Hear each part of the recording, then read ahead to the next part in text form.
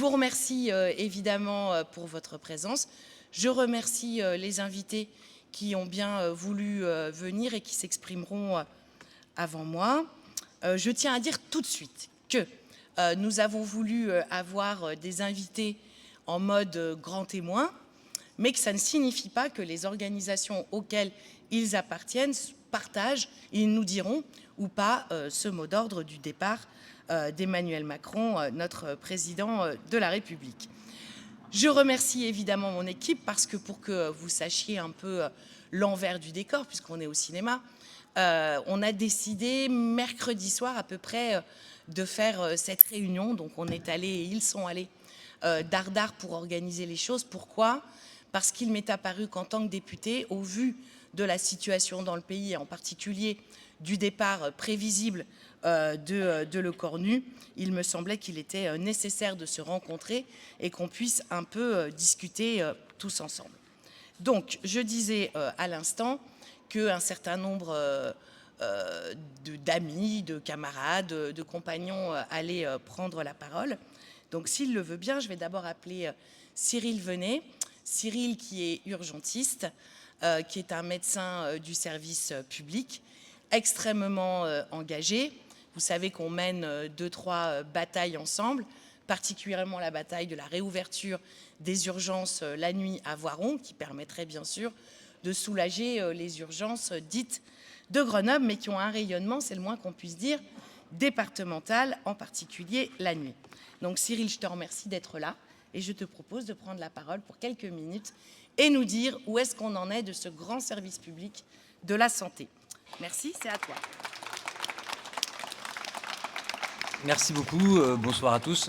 Je compte sur toi Elisa pour m'arrêter parce que je suis toujours un peu trop loquace. Donc tu n'hésites pas à me faire un petit signe quand je suis trop long. Je suis donc le docteur Cyril Venet, je suis anesthésiste réanimateur au CHU de Grenoble. Bon, c'est une spécialité où il y a beaucoup d'urgences. Et tout le monde croit toujours que je suis urgentiste parce que j'ai passé une partie de ma vie de syndicaliste à parler des urgences. Je vais d'abord raconter une anecdote. Je rentre du Touquet, Paris-Plage, où j'ai passé 4 jours au congrès fédéral de ma fédération des services publics et de santé Force ouvrière. Et à un moment donné, je me baladais pour aller au congrès et j'ai vu une maison avec 4 gendarmes devant et des gens qui prenaient des photos de l'autre côté de la rue. Je me suis dit, tiens, c'est bizarre, elle n'était pas très jolie cette maison. Et je voyais pas trop. Et j'ai compris après, quelques centaines de mètres plus loin, que c'était la maison de Macron. Et en fait, on était 300 délégués de mon syndicat et moi j'avais envie de proposer qu'on aille envahir ça. Il n'y avait que 4 gendarmes, donc j'avais envie d'envahir ça, mais ça n'a pas du tout été retenu comme proposition. Et je raconte cette petite anecdote parce que Elisa disait à l'instant, qu'est-ce qui se passe que vont nous dire les syndicalistes de leurs positions propres et des positions qu'il y a dans leurs instances, dans leurs organisations. Alors c'est évidemment très compliqué. C'est très compliqué parce que on a vu que Marine Le Pen protège Macron. On a vu que le Parti socialiste protège Macron. Même certains autres à gauche, dont je tairai le nom pour l'instant, protègent Macron. Mais je suis obligé de dire que le sommet des organisations syndicales protège un peu aussi. Donc il y a des débats dans nos organisations très intenses. Et il y avait... vous avez vu que la ligne, il y a 2 lignes qui s'opposent. Il y a une espèce de ligne, il y a une thèse de rupture dans les organisations syndicales, et c'est dans toutes les organisations syndicales, entre ceux qui sont plutôt tenants du papier du 15 décembre 2024. Ce papier, je ne sais pas si ça vous a tous interpellé, mais il y a un papier signé par FO, CGT, MEDEF, CGPME, CFDT, je crois aussi. Enfin, il y avait la plupart des organisations syndicales qui en appellent aux politiques pour la stabilité, qui en a besoin de stabilité. Et il y a beaucoup de délégués syndicaux, au niveau national surtout, qui se plaignent et disent on n'a plus d'interlocuteurs, et qui espèrent qu'on va avoir un gouvernement n'importe lequel. Et l'autre tendance de la discussion, c'est si c'est pour faire ce qu'ils font, c'est pas grave qu'il n'y ait pas de gouvernement. et les revendications demeurent.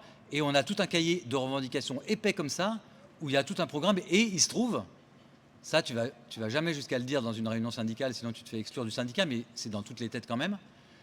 Il se trouve que ce pavé de revendications, eh ben, il y a une organisation, il y a dans les 3 blocs, on dit toujours il y a 3 blocs, en fait il y en a 4 avec les abstentionnistes et tout, mais dans les 3 blocs, il y en a un qui dit pratiquement la même chose que nous. Je cite juste l'exemple sur les retraites, parce que c'est quand même la pierre angulaire des affaires. Donc, le fait de dire « Ah, mais la politique, ça ne nous concerne pas, la guerre, ça ne nous concerne pas, nous en appelons à la stabilité », ben, il faut mes camarades syndiqués qui sont là, j'espère qu'ils seront d'accord avec moi, il faut arrêter de dire ça, il faut qu'on arrête de penser comme ça. Donc, en tout cas, certains syndicats, dont le mien, et j'en suis très fier, ont appelé au meeting du 5 octobre contre la guerre. Et donc le deuxième voyage que j'ai fait, c'est à Paris pour aller à ce meeting. Et j'en parle parce que il y avait des drapeaux syndicaux, il y avait des drapeaux de la France insoumise, il y avait des drapeaux palestiniens, il y avait des drapeaux de pays, notamment d'Amérique du Sud et tout. C'était magnifique.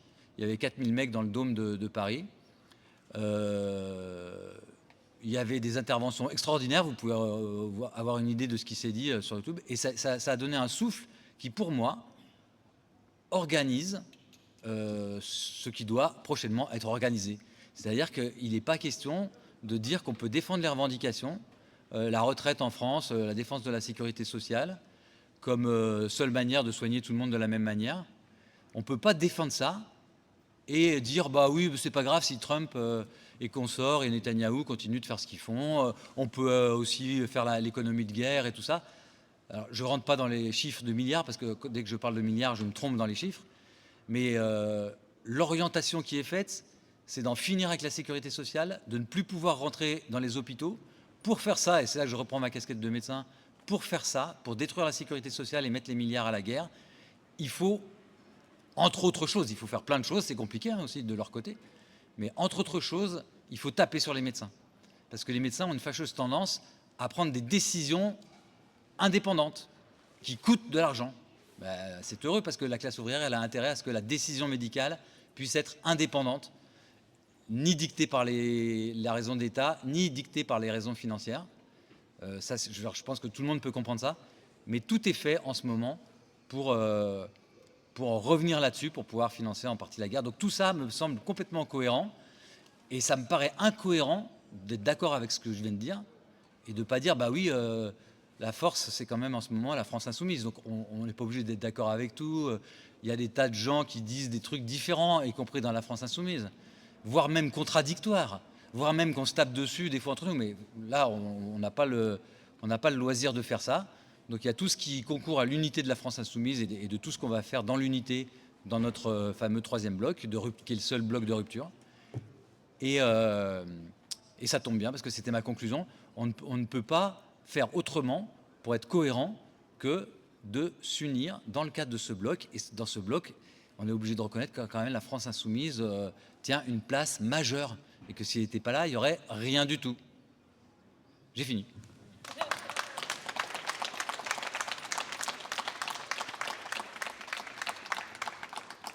Merci beaucoup Cyril pour cet éclairage. Va venir avec nous, auprès de nous, Majda Raki. Alors, Majda, c'est notre vigie sur les questions d'école et en particulier ici à la Villeneuve, qui est un quartier auquel, à vos souhaits, auquel nous sommes évidemment attachés. Moi, j'y ai vécu, j'y ai travaillé. Et donc, on a toujours un regard un peu pointu sur la Villeneuve et bien évidemment, avant toute chose, dans l'intérêt des enfants de la Villeneuve. On fête les 10 ans de la loi dite inclusion, qui était porteuse évidemment de beaucoup d'espoir. Donc la loi inclusion disait entre autres que pour l'ensemble des enfants de ce pays, quels qu'ils soient, y compris ceux qui sont porteurs de handicap, alors ils avaient droit à l'école. Et donc je pense que Majda, entre autres, va pouvoir un peu nous dire ce qu'il en est de cette promesse et de sa réalité. Merci. Viens là.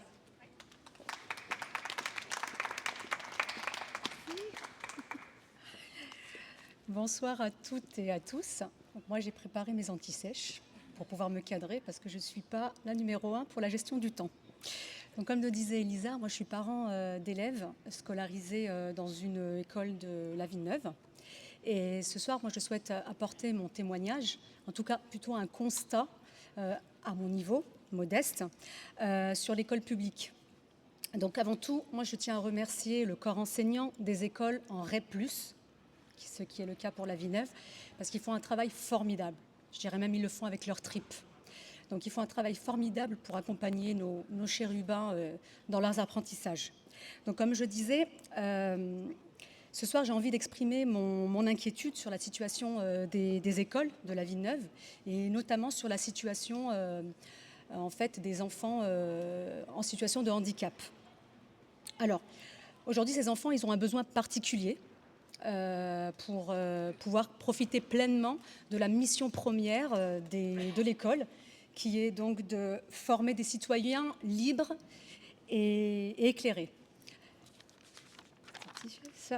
Alors, on a aujourd'hui des enfants qui sont notifiés, donc notifiés par la CDA, la commission de l'autonomie, la CDAPH exactement, donc la commission qui permet de définir si l'enfant a besoin d'un accompagnement particulier.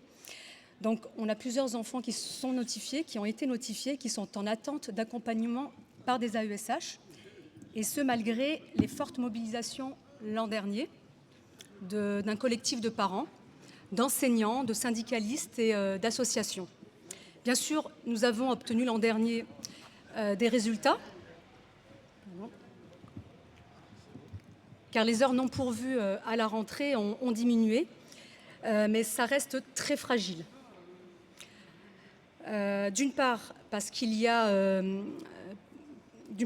un gros turnover des AESH, principalement dû en fait à leur statut. Aujourd'hui, ces AESH n'ont pas de statut de fonctionnaire. Également du fait de contrats à temps partiel. Donc c'est un métier qui reste dit un métier très précaire. Et d'autre part, parce que la formation qui est dispensée à ces AESH n'est pas à la hauteur des besoins qui permettraient à un enfant en situation de handicap de pouvoir bénéficier d'une scolarité digne de ce nom. Alors, je suis d'autant plus inquiète à cause de la politique actuelle du gouvernement de Macron et l'annonce cet été du plan d'austérité qui vise notamment l'éducation nationale. Donc du plan d'austérité qui avait été annoncé par Bayrou, donc notre avant-dernier Premier ministre démissionnaire, je crois que je ne me trompe pas. Donc en effet, ce plan m'a fait froid dans le dos, dans la mesure où il sacrifie l'éducation de nos enfants. Pourquoi ?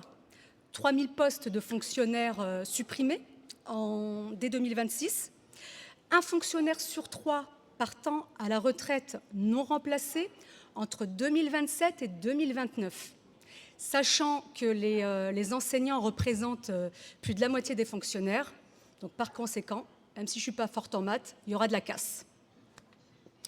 Donc ajoutez à cela 0 augmentation de salaire, la fameuse année blanche. Donc si on résume, donc des conditions de travail de plus en plus difficiles, un salaire qui déjà n'est pas, on va dire, c'est même pas à la hauteur, mais qui ne représente pas la valeur du travail, en tout cas de la mission publique des enseignants, doublé de 0 compensation de l'inflation, ça fait un cocktail idéal pour crise de nerfs, burn-out, démotivation, égale arrêt maladie, absence non remplacée, et d'où la boucle est bouclée, le sacrifice de l'éducation de nos enfants. C'est ce que je disais donc un peu plus haut. Donc aujourd'hui, la conclusion que je fais, c'est que la politique actuelle de Macron doit cesser. Je pense qu'on n'a plus rien à attendre de cette politique. Et nous devons nous mobiliser en force pour arrêter cette politique, on va se dire, désastreuse. En tout cas, moi, mon témoignage, c'est au niveau de l'éducation nationale, mais pas que. Je voulais juste, c'était pas préparé, mais Cyril tout à l'heure parlait du syndicalisme. Je vais faire très rapide. Je rejoins exactement son commentaire. Je suis également militante de la CGT. Et effectivement, dans nos rangs, quand Trump a été élu, on a un groupe et j'ai mis des hommes qui pleuraient en disant c'est une catastrophe, Trump est réélu. Et là, j'ai eu des commentaires, pas de politique, nous ne faisons pas de politique. Donc, j'ai trouvé que c'était juste lamentable. J'ai exprimé donc mon désappointement et il faut faire preuve de pédagogie en disant que, en fait, tout est politique. Donc, pour moi, tout est une question de politique. Merci à toutes et à tous.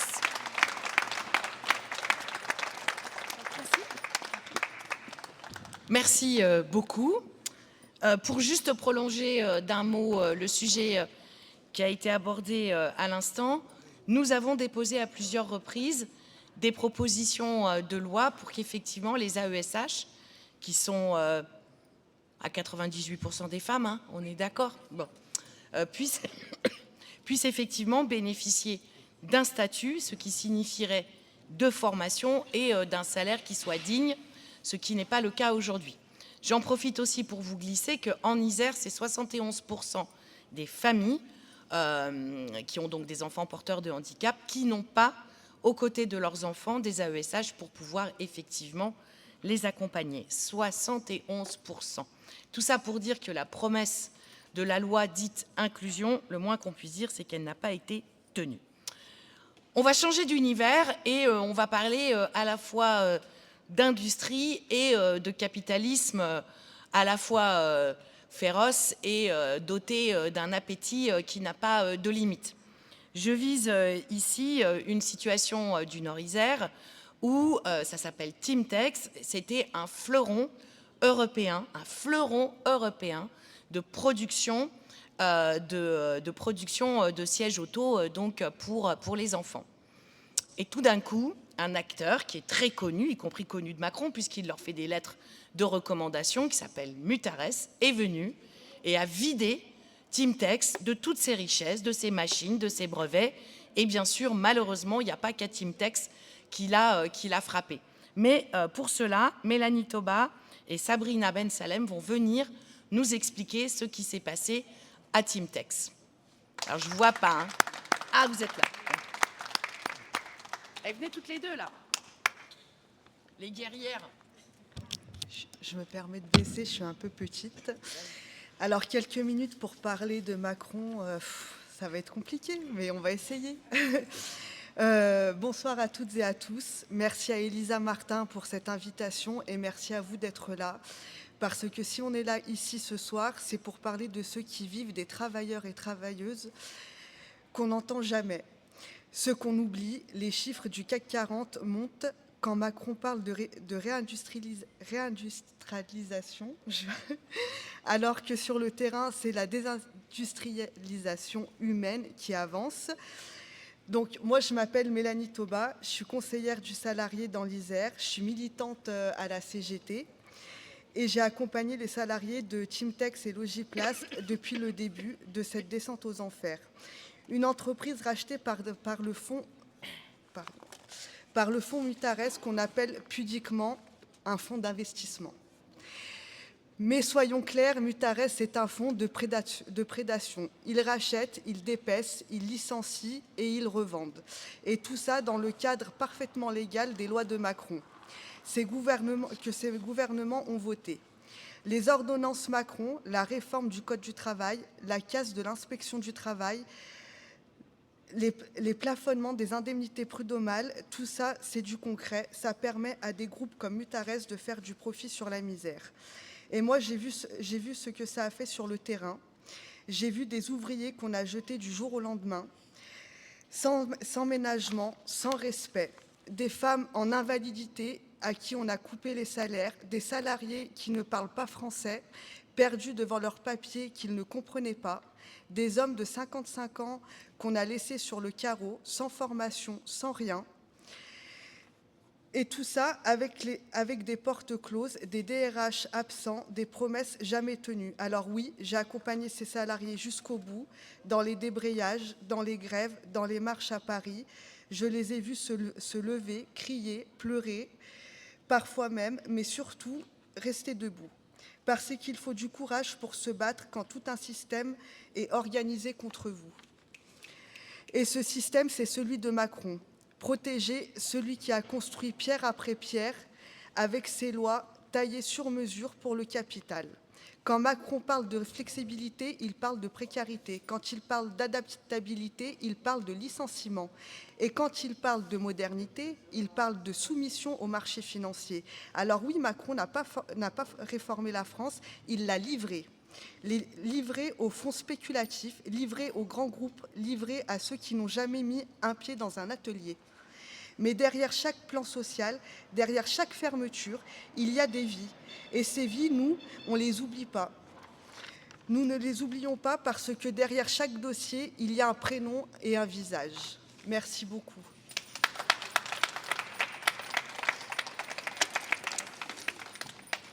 Bonsoir à tous, je me présente, je m'appelle Sabrina Ben Salem, je suis militante à la France Insoumise et chef de file sur la commune de Pont-de-Cherruy.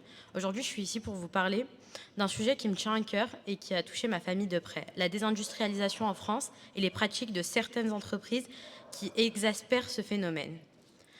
Fondée en 1994 par l'homme d'affaires Yves Nania, l'usine Logiplas Chimtex à Charvieux-Chavagneux en Isère a été leader européen de la fabrication de sièges auto pour enfants. Logiplas Chimtex a été créé... a été créé pour ses...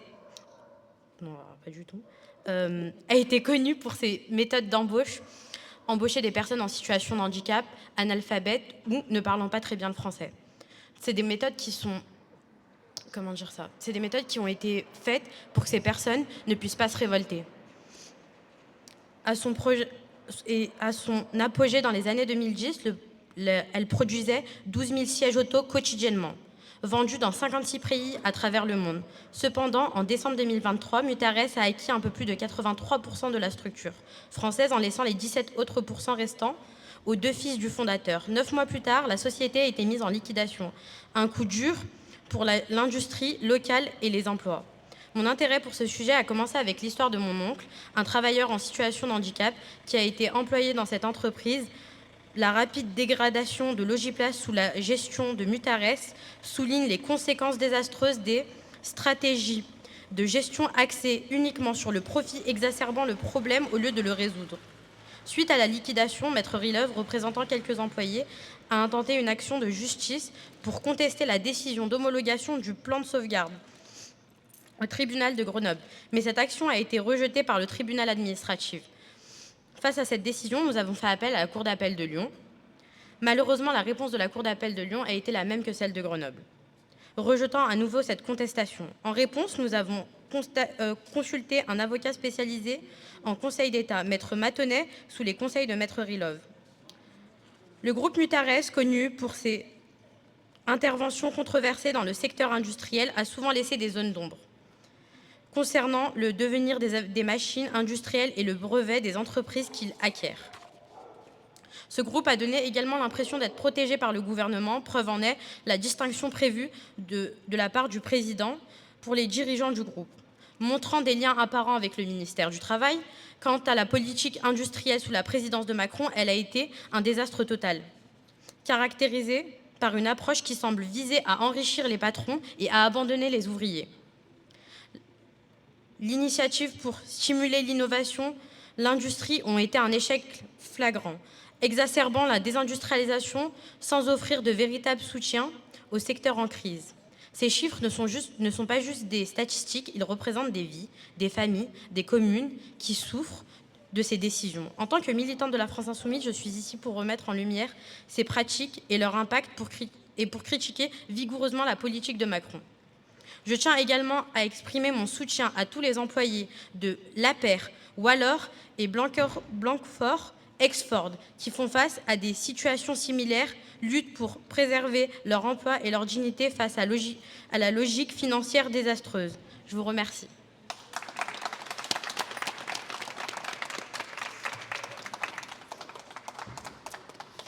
Merci beaucoup pour votre courage, parce qu'il en faut.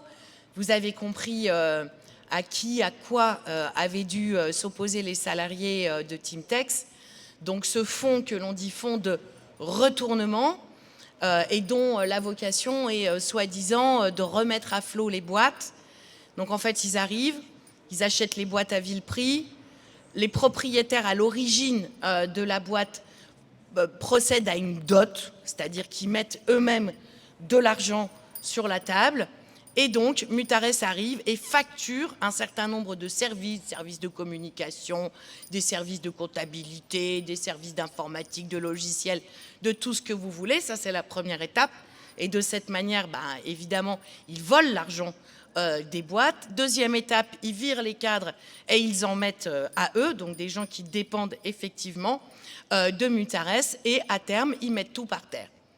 Entre autres intérêts, outre leur propre, évidemment, enrichissement, puisque vous comprenez bien que cet argent circule en vase clos, ils créent aussi les conditions pour qu'à la fin de l'histoire, se mette en œuvre ce qu'on appelle l'assurance de garantie des salaires, c'est-à-dire ce que vous payez, vous et moi, nous tous, ce que nous payons nous tous, par nos cotisations sociales, et ça n'est pas les patrons des boîtes concernés qui payent effectivement ce qu'ils doivent payer. Donc c'est un système qui est tout à fait formidable. On a pu les auditionner, j'ai pu les auditionner dans le cadre d'une commission d'enquête, et ça nous a permis de mettre à jour qui étaient ces gens-là. Je ne vous en dis pas plus à cette étape, on ne sait jamais s'ils nous écoutaient, mais j'ai cru remarquer qu'ils étaient vigilants. Mais ce qui est certain, c'est qu'ils ne vont pas s'en sortir comme ça et qu'ils vont incontestablement me recroiser sur leur route. On passe toujours dans le secteur de l'industrie à une autre situation qui nous a beaucoup occupés, qui nous a beaucoup préoccupés. Elle nous a préoccupés d'abord parce que l'enjeu, c'est la chimie, qui fait partie des composantes, si je puis dire, sans mauvais jeu de mots, de base pour qu'on puisse avoir une industrie qui soit effectivement une industrie souveraine. Ça nous a beaucoup occupés et préoccupés parce que ça s'est passé à Le Pont-de-Claix, donc immédiatement ici à Grenoble. Ça nous a beaucoup occupés parce que nous avons eu les élus, les syndicalistes, les salariés de cette boîte qui s'appelle Vencorex, et lié à d'autres, puisque tout ça, c'est un écosystème qui est lié en soi. Donc je veux donner la parole à Denis Carré en lui disant que on ne gagne pas toujours, c'est absolument certain, mais que dans ce moment de mobilisation commune, quelles qu'aient été les étapes, je pense que nous avons su à la fois nous serrer les coudes et agir de bonne manière là où nous étions. Denis, si tu veux bien nous dire quelques mots sur Vencorex. Merci. Bonsoir à toutes et tous. Déjà, je vais commencer par ce que j'ai entendu, puisque j'ai l'impression que vous avez un peu cité ma vie. Alors, je pense que ce n'est pas ma vie, c'est celle de beaucoup de citoyens français. Déjà, les urgences, les hôpitaux en général, effectivement, il y a des gros problèmes. Tout citoyen aujourd'hui, normalement, le voit et le sent. Pareil pour l'école, j'ai 3 enfants, donc je suis concerné de la même façon. Tu as parlé de 71% tout à l'heure d'enfants en besoin. J'en ai 2 sur mes 3 qui en ont besoin, ou qui en ont eu besoin à une époque. Effectivement, c'est compliqué. Alors, je ne dis pas qu'il n'y en a pas, mais bon, pour autant, c'est compliqué. C'est assez mal suivi, c'est des démarches très très longues. Je rejoins un peu ce qui a été dit par rapport à la Teamtex qui est passé avant moi, où effectivement, quand on n'est pas ou un bon français et qu'on ne connaît pas bien les démarches et qu'on ne sait pas bien lire, les dossiers à remplir pour qu'un enfant puisse avoir des aides, c'est une 40aine de pages. Et sur la 40aine de pages, il y a un nombre phénoménal d'informations, de documents à fournir. Donc c'est extrêmement compliqué. C'est pas à la portée de tout le monde. Ou alors il faut se faire aider, mais encore une fois, c'est d'autres aides et ainsi de suite. Et voilà, c'est... Pour parler de Vencorex, donc Vencorex, c'est une usine qui a été créée il y a plus de 100 ans, qui a été créée pour défendre la France, dans un premier temps, puisque la France était en guerre, la guerre 14-18, donc elle a été créée au milieu de ces 2 périodes. Elle a fonctionné très très bien, avec plus de 3000 salariés embauchés dans les différents noms qu'a porté cette usine sur Pont-de-Clay, de la société Gillette à l'époque Lechlore, jusqu'à Rhône-Poulain, qui à une époque qui a été quand même le leader mondial dans la chimie, qui s'est séparé pour avoir un peu plus de profit et partir sur de la chimie un peu plus rentable, donc la chimie fine ou la pharmaceutique. De toute façon, c'est qu'une histoire d'argent tout le temps, hein. La majorité du temps, quand on a des problèmes, c'est parce qu'il y a une histoire d'argent derrière. Cette société donc, a été revendue. Au fur et à mesure, il y a eu un décroissement assez important à chaque fois pour avoir toujours du profit pour le patron. C'est-à-dire que les productions, on continuait toujours à avoir des productions quasiment identiques, avec moitié moins de personnel, alors qu'on faisait peut-être que 10% de moins en production. Donc voilà, il y avait toujours une américanisation en fait, de notre système à être polyvalent. C'est-à-dire que d'apprendre un métier, après il faut en apprendre 2, mais il faut tenir les 2. Puis après il faut en apprendre 3, puis 4, puis 5. J'ai été jusqu'à apprendre pour ma part, par exemple, pour vous donner un exemple, jusqu'à 13 postes de travail. Alors je ne tenais pas les 13 en même temps, bien évidemment, mais bon. Mais voilà, c'est la problématique aussi qu'on a en France aujourd'hui, c'est qu'on regarde un peu trop peut-être aussi ce qui se passe autour de nous, et on essaie de copier, alors qu'on peut faire notre propre système, mais bon, ça nos politiciens aujourd'hui ont du mal à le faire, en tout cas ceux qui nous gouvernent. Pour parler donc de cette société, donc, on était malgré tout avec une rentabilité faible, mais pour autant, on arrivait quand même à avoir des rentabilités. On a eu quelques difficultés après Covid. Pendant le Covid, on allait très bien, hein. On a fait des millions d'euros. Après Covid, voilà, on a eu un industriel qui a estimé que malgré ces milliards qu'il avait en poche, on n'était pas rentable, donc il fallait nous fermer. Plutôt que de rénover l'usine et de la mettre un peu plus rentable avec des industries, des machines, on va dire plus récentes, moins coûteuses, moins énergivores. Ça, on sait faire hein, quand même, hein, ça existe. Voilà, on avait des appareillages qui avaient plus de 60 ans d'ancienneté, donc c'est compliqué de les réparer, de les entretenir comme il faut. Et voilà, donc des fois c'est moins coûteux d'acheter du neuf pour produire que de réparer. Bon, ça, après, il faut les faire comprendre aux industries, mais c'est pas leur façon de faire. Donc on a fini par fermer l'usine. Je le redis encore une fois aujourd'hui ici, mais merci à tous ceux qui nous ont aidés parce que, quelle que soit l'issue, effectivement, hein, parce qu'aujourd'hui l'usine a été en quasi-totalité fermée, avec plus de 400 emplois à la rue. Une petite poignée qui ont été sauvés. Et malheureusement aujourd'hui, les nouvelles ne sont pas bonnes puisque du coup il y a encore des problématiques sur cette usine, sur ce site chimique pardon, et une partie des salariés qui ont été repris se retrouvent dans une société qui vient de se remettre en redressement judiciaire. Donc j'ai des camarades devant Corex qui ont été repris et qui aujourd'hui sont en train de vivre un deuxième plan de licenciement. Enfin en tout cas ils y vont pour, c'est parti. À moins qu'il y ait une reprise, hein, mais bon, voilà, je leur souhaite d'ailleurs. Mais bon, voilà, donc du coup, ça a été très, très, très mal mené par l'État. On est là, effectivement, pour parler de Macron. Je ne l'ai jamais vu. Voilà. Pour parler de ses ministres, j'en ai vu un. Il a été hautain. Un discours qui n'était pas du tout approprié par rapport à la situation dans laquelle on était. Avec des salariés qui étaient dans la détresse et sans savoir ce qu'ils allaient faire demain. Donc du coup, effectivement, quoi dire de ce gouvernement aujourd'hui ? Aujourd'hui, il faut qu'il change. Il faut qu'on ait un gouvernement qui écoute les Français et pas un gouvernement qui veut ce qu'ils ont envie, eux.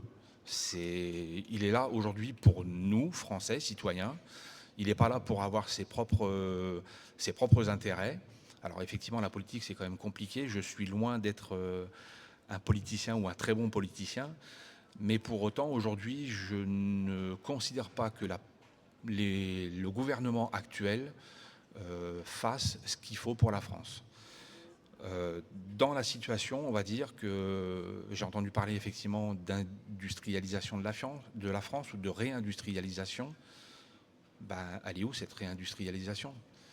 Aujourd'hui, Vancorex aurait pu être sauvé. Les élus locaux, effectivement, les élus départementaux, jusqu'à des hauts niveaux, puisqu'on a eu des députés avec nous, hein, Lisa en a fait partie, on a eu des sénateurs, des élus locaux comme les maires de beaucoup de communes autour de Pont-de-Clay, eh ben on est resté devant un ministre ou un président de la République qui ne nous a pas écoutés. Voilà. Donc aujourd'hui, l'État ne sauve pas les industries françaises et l'État ne sauve pas les Français en soi. Il fait tout ce qu'il faut, on en a parlé tout à l'heure effectivement, de les plonger vers le bas. Voilà. Merci.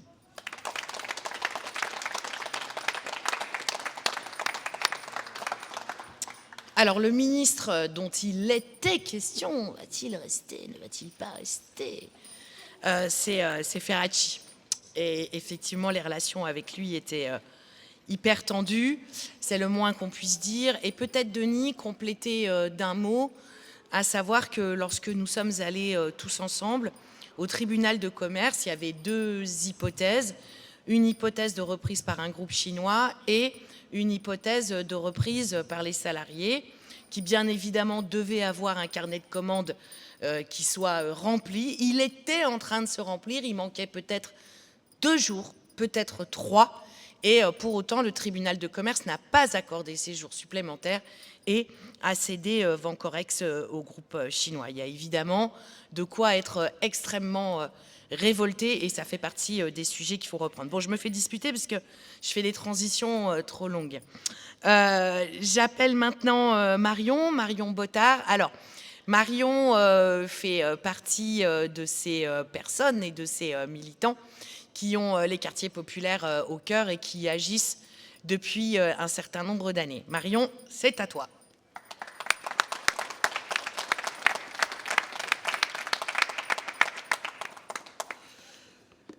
Alors moi c'est Marion, je suis dans le groupe de la Villeneuve. Alors c'est un groupe qu'on a créé en 2022. Il y avait Patrice et Vincent, voilà, qui étaient avec nous ce soir. Et après on a été rejoints par Malik, Maurice, Christine, Kader, j'en oublie certainement, Naïma. Et on milite beaucoup avec le groupe Malherbe Bruyère. Donc on a Albin qui est ici présent, et Annie qui est co-animatrice. Alors on fait beaucoup d'actions dans le quartier, notamment des porte-à-porte, des tractages et des cafés populaires. Hier, nous étions présents sur le marché du jeudi après-midi, le marché textile, et en fait, les gens étaient particulièrement abattus. C'est vrai que d'habitude, c'est un marché où on a vraiment du plaisir à y aller, et hier, les gens, ils étaient tristes. Donc ils nous ont dit qu'en fait c'était la galère sans fin, les prix sont trop élevés, les salaires trop bas, les jeunes ne trouvent pas d'emploi et c'est difficile de se soigner. Donc les gens sont dans une désespérance et ils sont en colère après Macron parce qu'ils ne voient pas vraiment ce qu'il fait par rapport à ces changements de gouvernement. Pourtant ces gens-là, ils avaient de l'espoir quand il y a eu le NFP.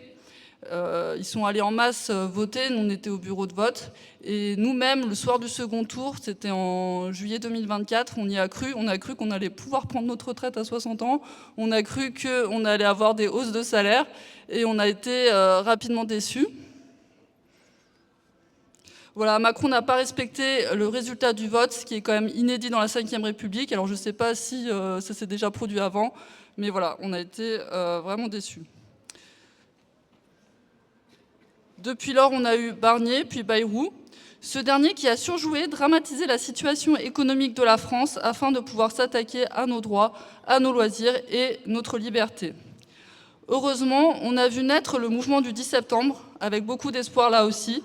D'ailleurs, avec les Insoumis de la Villeneuve, nous étions les premiers, début août, au parc Paul Mistral, pour commencer ce mouvement.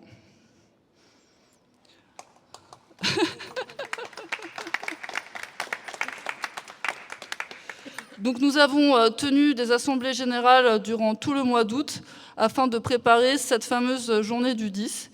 Il y a eu parfois des assemblées avec 400 personnes.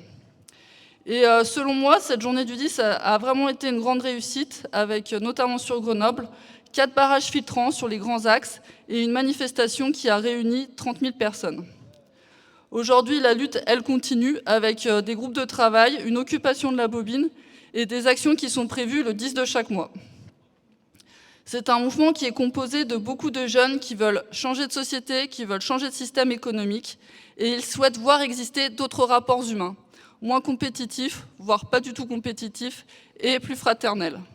Alors moi, j'ai envie de vous dire, c'est important de s'engager avec eux, d'aller les soutenir, de réfléchir avec eux. Il ne faut pas regarder le mouvement de loin, il faut vraiment y aller, car chacun, tout le monde peut apporter sa contribution à ce mouvement. Alors c'est sûr que des fois on est plus âgé, on a des problèmes de santé, mais on peut quand même y aller, participer à sa mesure. Parce que pour dégager Macron, il faut que tout le monde s'y mette en fait. Là, il va falloir tous y aller. Donc demain, notamment, il y a possibilité d'aller aux assemblées générales et au rassemblement. Demain, il y a un rassemblement des associations à Saint-Bruno à 11 h. Parce que les associations se font considérablement attaquer avec des baisses de dotation qui vont être terribles, qui sont terribles et prévues dans le nouveau budget. Et pour trouver toutes ces infos, si vous voulez participer, vous pouvez aller sur le site d'Hémosphère Isère. Alors, organisons-nous, engageons-nous. Et je finirai par une citation spéciale dédicace à Retailleau. C'est une citation de Karl Marx qui dit « La richesse, c'est l'autre ». Voilà.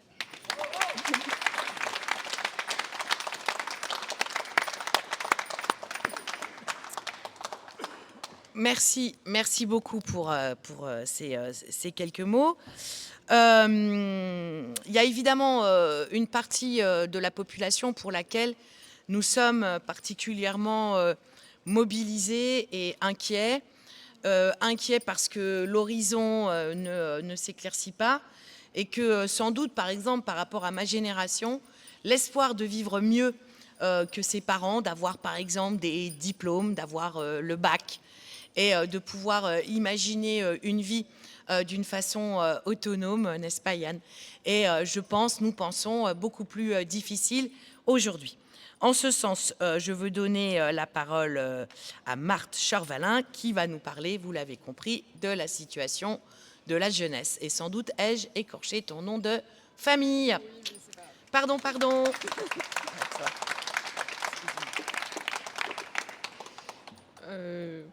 Donc bonsoir.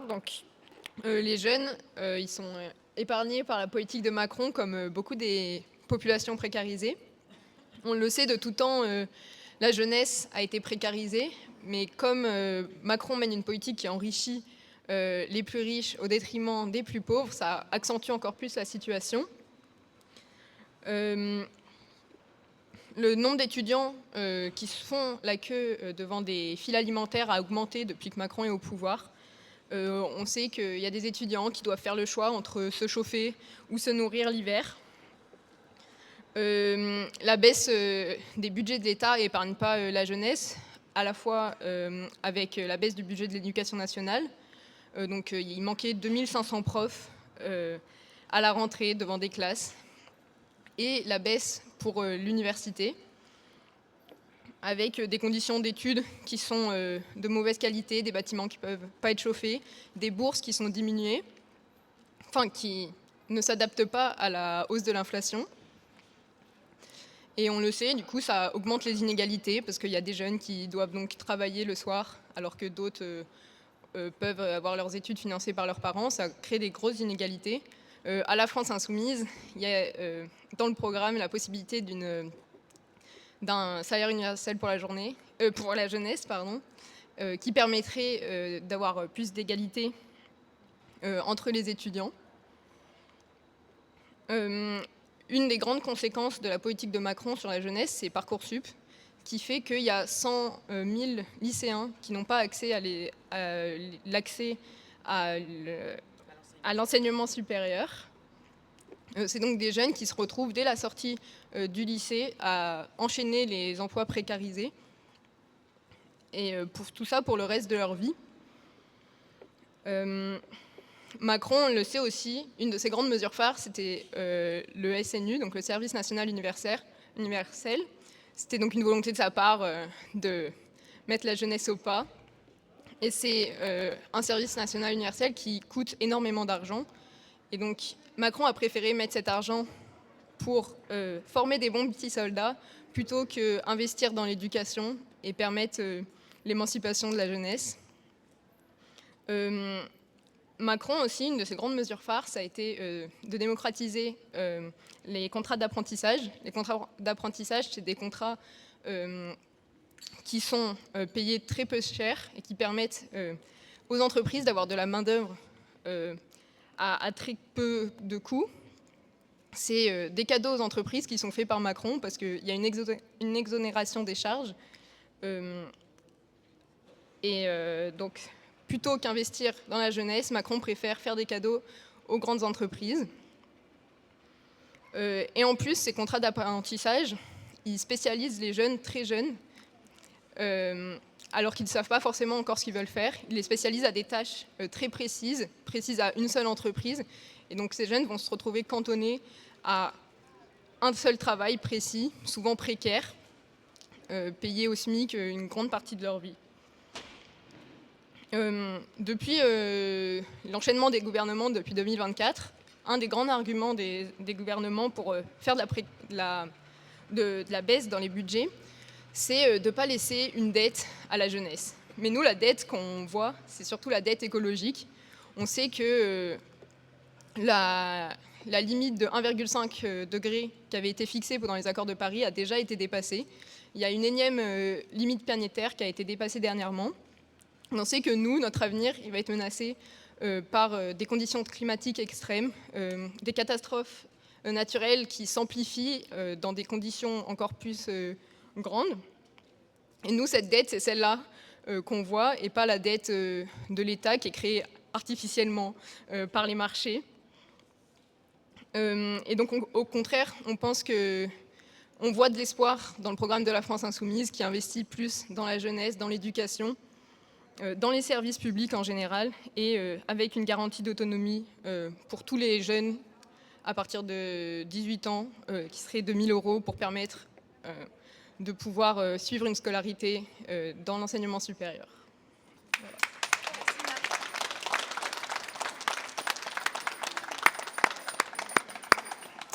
Merci beaucoup, Marthe, pour ces quelques mots qui, je pense, décrivent malheureusement fort bien la situation de la jeunesse dans notre pays. Alors, nous allons accueillir Anne Tuaillon, qu'un certain nombre d'entre vous connaissent évidemment, puisque son histoire se conjugue avec, je pense, l'histoire du peuple palestinien, puisque Anne est très, très, très fortement engagée dans cette cause. On lui a demandé de venir et de dire quelques mots parce que dans les raisons dans lesquelles nous souhaitons le départ de Macron, il y a évidemment tout ce qui se passe au niveau international, en particulier ce qu'il ne fait pas et l'alignement qu'il propose, qu'il fait valoir, je ne sais pas comment dire, avec les États-Unis. Anne, je te le dis, dès le début de la réunion, j'ai dit que les organisations portées par les personnes qui vont s'exprimer ce soir devant nous tous ne portent pas forcément l'idée selon laquelle Macron doit partir. Ainsi, de ce point de vue-là, il n'y a pas de sujet. Mais en tout cas, c'est sûr que nous, on est vraiment pour. Mais ça, je le dirai dans un instant.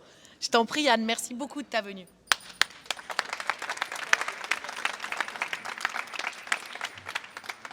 Oui, donc, c'est quand même un jour particulier aujourd'hui. Parce que peut-être que cette nuit, les femmes, les enfants, les hommes de Gaza vont dormir sans entendre l'explosion des bombes. Ça sera quand même la première fois depuis bien longtemps, depuis plusieurs mois, depuis que Netanyahou a décidé une fois de plus de rompre le cessez-le-feu. S'il n'avait pas rompu le cessez-le-feu, la libération des otages et des prisonniers palestiniens aurait eu lieu au mois de mars. Et maintenant, on nous présente comme un événement extraordinaire le fait que les otages vont être libérés. Que dire sur ce cessez-le-feu? Bien évidemment que c'est un énorme soulagement, avant tout pour les Palestiniens qui étaient sous les bombes, et que c'est également un énorme espoir.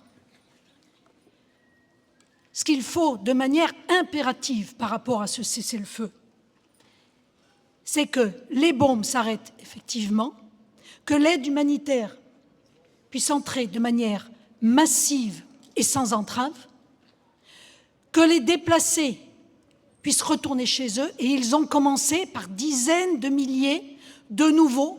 On voit cette vague incroyable de ces gens qui ont été placés de force, pour certains plus de 10 fois, plus de 15 fois, qui retournent chez eux dans le nord de la bande de Gaza. Enfin, chez eux à condition qu'ils puissent, puisque Israël était supposé se retirer de la bande de Gaza. En fait, Israël s'est retiré d'une partie de la bande de Gaza et en occupe encore 52%. Il faut aussi que les organisations humanitaires puissent faire leur travail, toutes les ONG, et particulièrement l'UNRWA, l'Office des Nations Unies, qui s'occupe des réfugiés palestiniens. Ça, c'est le tout début, la première partie du fameux plan Trump, soi-disant un plan de paix. Voilà que celui qui a permis, celui et celui qui l'a précédé, qui ont permis la livraison de dizaines de milliers d'armes de destruction massive qui sont tombées sur les Palestiniens ces 2 dernières années, se targuent d'être des faiseurs de paix. On marche littéralement sur la tête.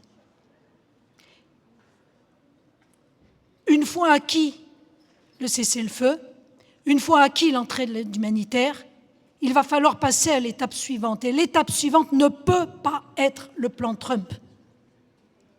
Le plan Trump est un plan de disparition du peuple palestinien. Il faut qu'on soit tous et toutes très clairs là-dessus, mais je pense qu'il n'y a pas de problème avec vous. Il faut aussi qu'on soit clair que la déclaration de New York, initiée par Macron, n'est pas non plus la solution. Cette déclaration ne parle pas d'un sujet essentiel qui est que la Palestine est occupée, colonisée et que le peuple palestinien subit un régime d'apartheid. Alors oui, Macron a reconnu l'État de Palestine. Ça fait quand même depuis 2014 que le Parlement avait demandé au président de la République de reconnaître l'État de Palestine. Il a reconnu l'État de Palestine, mais en fait, pourquoi a-t-il reconnu l'État de Palestine?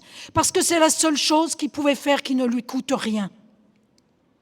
On en était arrivé à un tel point qu'il n'était plus possible pour Macron de ne rien faire. Donc il a fait ce qui ne lui coûtait rien et surtout ce qui faisait qu'il ne prendrait pas de sanctions contre Israël.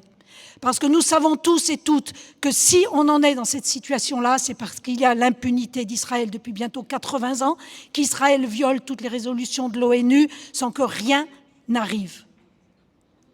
Le nœud du problème, il est là. C'est l'impunité d'Israël et ce sont les sanctions. Parce que la solution derrière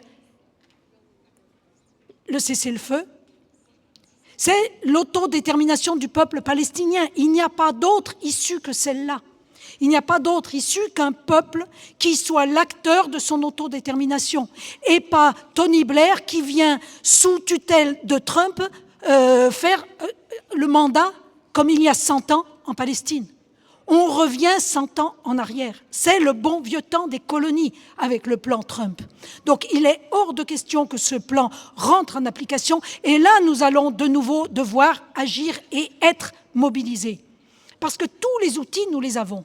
Nous avons absolument tous les outils en droit international. On est dans un paradoxe extrême, à savoir que jamais le peuple palestinien n'a subi de telles violations de ses droits et de tels crimes, jusqu'au crime ultime, le crime de génocide, mais jamais le droit international n'a été dit avec autant de clarté.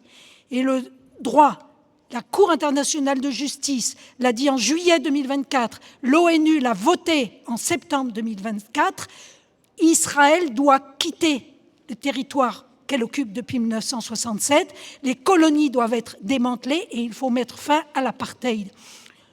L'étape d'après, c'est ça. Parce qu'un État occupé, colonisé et sous apartheid, ça n'est pas un État.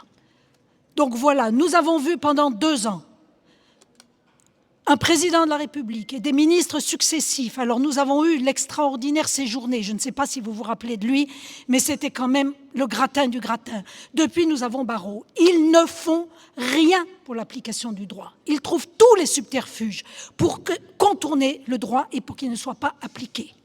Le pire, c'est ce qui vient de se passer avec la flottille, où des militants et des militantes, par centaines, courageux, ont pris la mer pour aller faire ce qu'ils n'ont pas fait, c'est-à-dire briser le blocus et amener l'aide humanitaire dans la bande de Gaza. La seule chose qu'ils ont été capables de faire, c'est leur débiter les conseils aux voyageurs et leur dire « n'y allez pas, c'est dangereux », et de ne même pas condamner l'arraisonnement, le kidnapping dans les eaux internationales de ces militants. Vous avez dû voir de quelle manière ils ont été traités. Donc ils nous font honte. Ça fait 2 ans qu'ils nous font honte.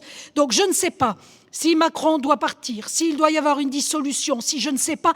Ce qu'il y a de sûr, c'est qu'il faut changer de politique et qu'il faut changer de politique internationale et qu'il faut changer de politique en ce qui concerne le droit des Palestiniens. Nous avions analysé le programme du nouveau Front populaire comme le plus avancé qu'il n'y avait jamais eu sur la question palestinienne en France. Donc voilà, nous sommes pour que le programme du nouveau Front populaire, en ce qui concerne la Palestine et le droit des Palestiniens, soit appliqué de quelque manière que ce soit. Nous avons considéré que c'était pour ces propositions qu'il fallait voter. Nous nous sommes réjouis de voir que ce programme avait gagné.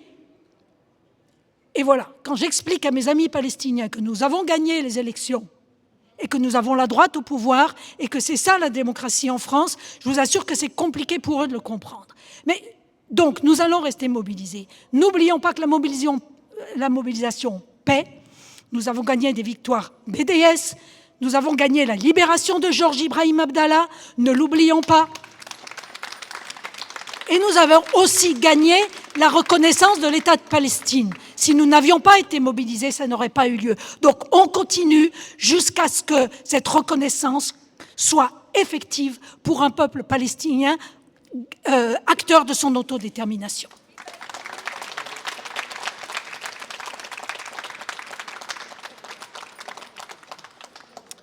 Merci beaucoup Anne pour ces propos. J'ai oublié quelque chose, c'est la banderole là, qui est derrière moi, qui est très, très jolie, très bien constituée, qui a été faite par des militants de la France insoumise. Et ça, c'est la Bastille. Bon, c'est une bonne manière, je pense, d'introduire mes propos sur ce que nous pensons être la situation actuelle. D'abord, sans doute l'avez-vous constaté, nous sommes restés tout à fait à distance de toutes les tractations auxquelles nous avons pu assister depuis le départ de Le Cornu. Pourquoi ? Parce que nous n'attendons rien de toutes ces discussions et de tous ces palabres. Imaginez un gouvernement de cohabitation, par exemple, est de l'ordre de la fable, de la fiction, de la légende. Ça signifie que ça n'a tout à fait, absolument aucun sens. Dans les moments où, dans l'histoire de la Ve République, ça s'est produit sous Chirac ou sous Mitterrand, il y avait des majorités à l'Assemblée nationale qui étaient tout à fait claires et qui, effectivement, pouvaient, à partir de l'Assemblée, engager les politiques qu'ils souhaitaient engager. Ça n'est évidemment pas du tout la situation actuelle et ce que nous connaissons. D'une certaine manière, Anne vient de le dire. Et en tout cas, moi, c'est mon mandat. Mon mandat, celui que vous m'avez confié, celui que les citoyens de la circonscription m'ont confié, c'est de mettre en œuvre le programme du nouveau Front populaire. C'est ce à quoi je veux de toute façon m'employer. Or, rentrer dans ces discussions crée forcément les conditions d'un certain nombre d'arrangements. Arrangements d'ailleurs qui ouvrent la porte à un rapprochement entre la droite et le Front national. Alors vous allez me dire qu'on a quand même compris que Bruno Retailleau était tout aussi raciste que la mère Le Pen. Mais les palabres auxquelles nous assistons, d'un côté, créent la voie et créent les conditions pour ces rapprochements. Un Premier ministre membre du nouveau Front populaire. Là aussi, c'est tout à fait irréaliste, disons les choses comme cela. Pourquoi ? Parce que si cette personne était dans cette position, ce à quoi nous n'avons jamais cru, et à mon avis, Macron lui-même n'y a de toute façon jamais cru. Vous comprenez bien, au vu de la nature de l'Assemblée nationale, qu'il serait amené à négocier et à remettre en cause, encore une fois, le programme dans la mesure où il ne pourrait pas imposer à lui seul un certain nombre de sujets. À l'heure que nous considérons, à juste titre, être celle du dégagisme, il est bien évident que ça n'est pas une bonne idée. C'est même une sacrée drôle d'idée. Et cette drôle d'idée ne fait finalement qu'alimenter l'extrême droite qui n'a pas besoin, je crois, de carburant. Mais en tout état de cause, cette affaire de Premier ministre et de gouvernement ne règle rien. Le problème, c'est Macron. L'élément de blocage, c'est le président de la République. C'est la raison pour laquelle il doit partir. Dans n'importe quelle situation, quand quelque chose bloque, eh bien on retire ce truc qui bloque pour pouvoir effectivement redémarrer, et bien sûr, si possible, à vélo. Ce que l'on peut se dire par rapport à Macron, ouais, j'ai un humour assez mauvais qui fait rire en règle générale assez peu. Bon, c'est comme ça, on ne peut pas tout faire. Moi, mon job, c'est député, c'est vraisemblablement pas du tout humoriste. Plus sérieusement, le constat que nous avons fait, là aussi, Anne le disait tout à l'heure, c'est que d'une façon relative, nous avons gagné les élections en 2024 sur la base, effectivement, du programme du nouveau Front populaire, dont les citoyens étaient tout à fait informés. Et, bien sûr, il ne l'a pas respecté. Et on s'est tapé la mère Borne, la réforme des retraites et 49.3.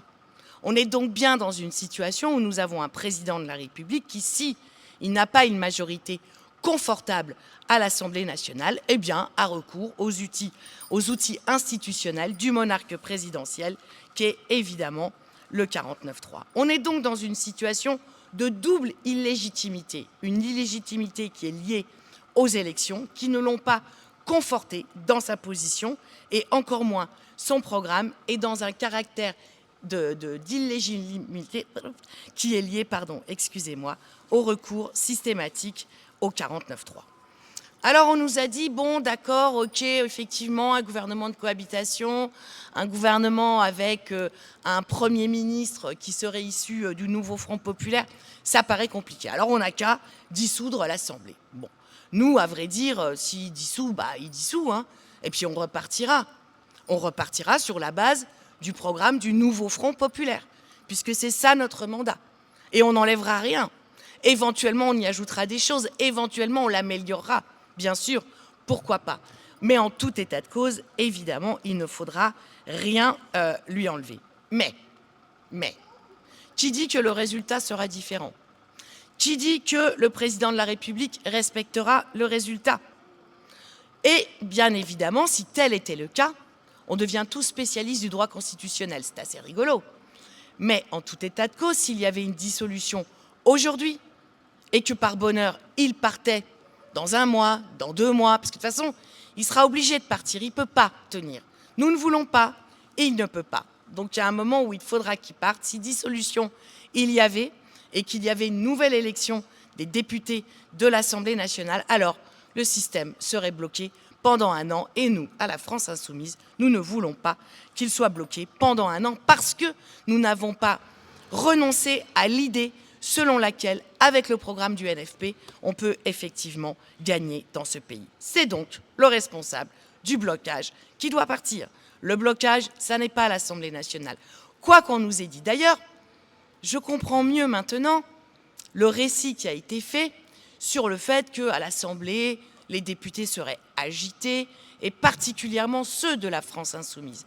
C'est une façon à rebours de venir justifier le fait que le problème, c'est l'Assemblée nationale et pas le président de la République, puisque nous serions donc agités. C'est le responsable du blocage qui doit partir. C'est le responsable de la catastrophe sociale, de la catastrophe écologique qui doit partir.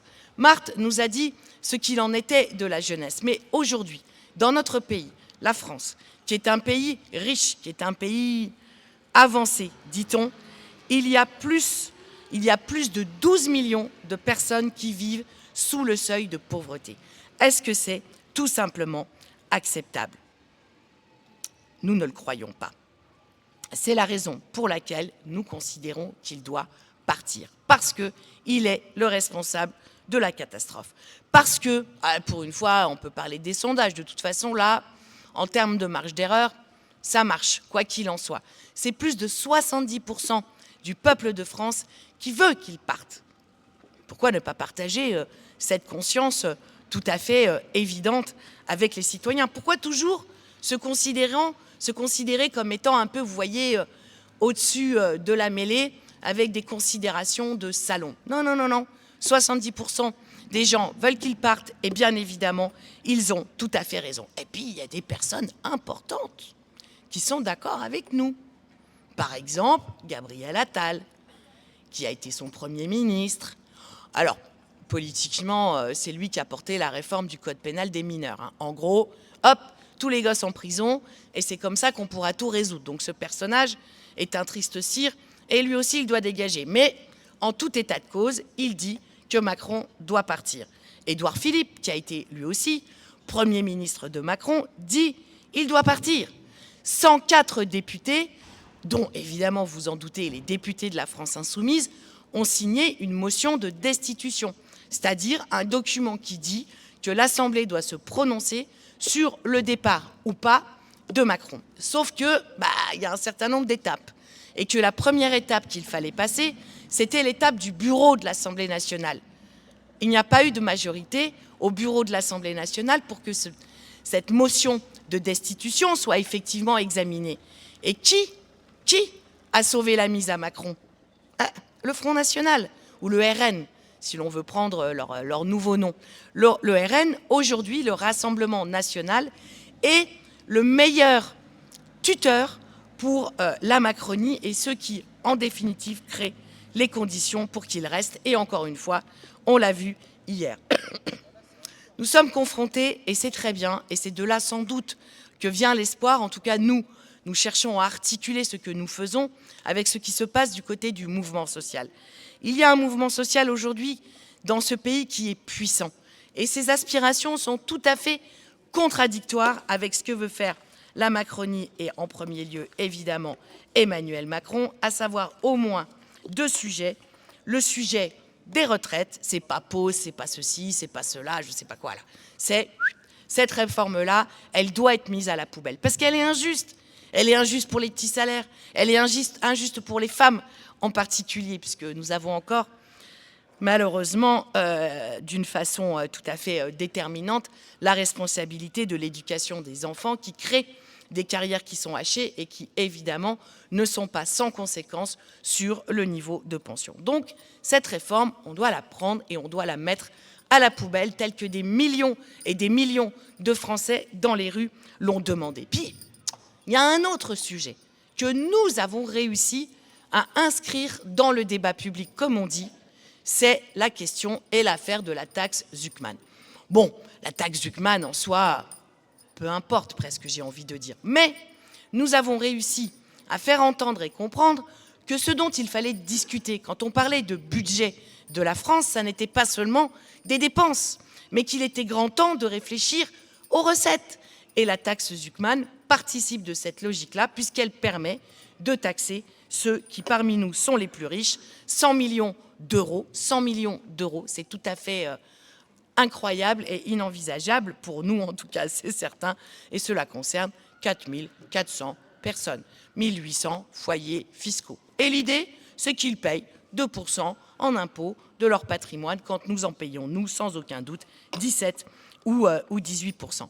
Ces aspirations-là de partage des richesses et d'une vie douce jusqu'au bout font partie des aspirations du mouvement social et c'est tout à fait contradictoire avec ce que Macron propose. Si Macron s'en va, que va-t-il se passer? Rien.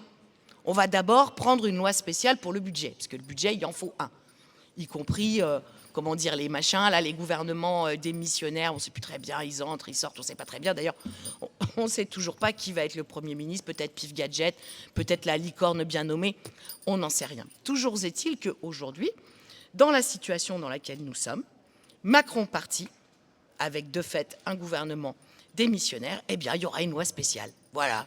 Et puis, la loi spéciale, elle permettra de doter la France, effectivement, d'un budget. Parce que il y a une petite arnaque là qui se profile.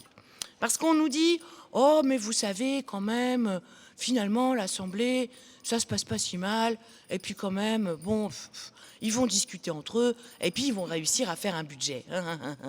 Bien malin. Pourquoi? Parce que nous n'aurons que 70 jours. 70 jours, ça peut paraître long. Mais dans une phase budgétaire, croyez-moi, même jour-nuit, c'est très court. Et au terme des 70 jours, qu'est-ce qu'on fait? On fait des ordonnances. Et vous imaginez bien que par ordonnance, ce qui sera décidé, c'est le budget Bayrou, le Cornu, là, tel qu'il a été décrit par un certain nombre d'entre nous jusqu'à maintenant. Donc, nous ne sommes pas dupes et nous avons bien compris que cette sorte d'amour ou d'adhésion pour le travail parlementaire pouvait être tout à fait un piège. Donc, il s'en va. Et nous obtenons cela. Et si nous ne l'obtenons pas aujourd'hui, je vous garantis que nous l'obtiendrons demain. Et alors, qu'est-ce qui se passe? Les Français votent. Qu'est-ce que vous voulez que je vous dise? Il est où le problème? Et ils redisent ce qu'ils veulent et ce qu'ils ne veulent pas. Ils disent, par exemple, qu'ils ne veulent plus de la Ve République. Pourquoi? C'est la Ve République qui permet à l'autre là de se maintenir au pouvoir envers et contre tout. C'est la Ve République qui produit un monarque présidentiel. Donc, première chose, est-ce qu'on veut encore de la Ve République? Est-ce qu'on veut un modèle social protecteur et le partage des richesses? Voilà une autre question qu'on pourrait se poser.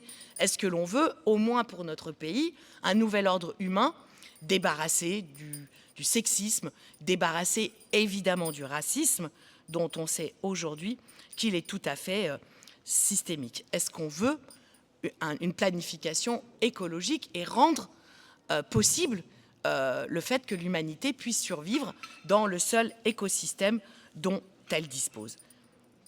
En gros, de quoi je parle, finalement? Si je devais résumer tout ça d'un mot, Macron dehors, Macron dégage.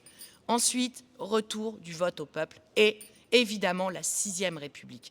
La 6e République, ça n'est pas juste, si vous voulez, des tuyaux différents sur tel et tel type d'élection. Sans doute est-ce cela, bien sûr, c'est important, bien sûr. Bon, mais c'est surtout la République des droits nouveaux. La règle verte, par exemple, qui est l'obligation absolue de ne pas prendre plus à la terre qu'elle ne peut nous donner. C'est évidemment la contribution en fonction des moyens de chacun à la vie collective. C'est évidemment le droit de vote des étrangers. On vit ensemble, on décide ensemble. Qu'est-ce que c'est que cette histoire d'une sorte de double niveau de citoyenneté quand, j'ouvre une petite parenthèse, vous savez, en 1789, alors il paraît que je dis des bêtises, c'est Corbière qui m'avait dit ça. Bon, je vous le dis quand même. Et donc, en 1789, pour voter, il suffisait de mettre son nom sur un papier.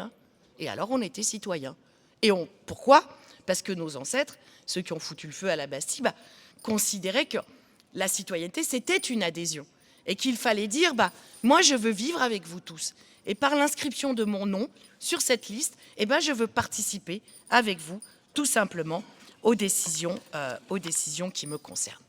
Voilà où on en est. Alors, qu'est-ce qu'on fait maintenant? Bon, déjà, on va voir si c'est Pif Gadget ou la bien nommée licorne violette aux couleurs de l'arc-en-ciel qui va être effectivement nommée Premier ministre. Ça ne changera de toute façon, soyons clairs, absolument rien. Donc, il faut continuer. Il faut organiser le mouvement social, j'ose le dire, à la suite d'un certain nombre de remarques qui ont pu être faites sur les organisations syndicales, qui font sans doute tout ce qu'elles peuvent. Mais il y a là une attention à avoir au travers du mouvement Bloquons tout. Il faut continuer à signer la pétition. C'est bien une pétition. Une pétition, ça nous permet de dire tous ensemble qu'on veut effectivement que Macron s'en aille.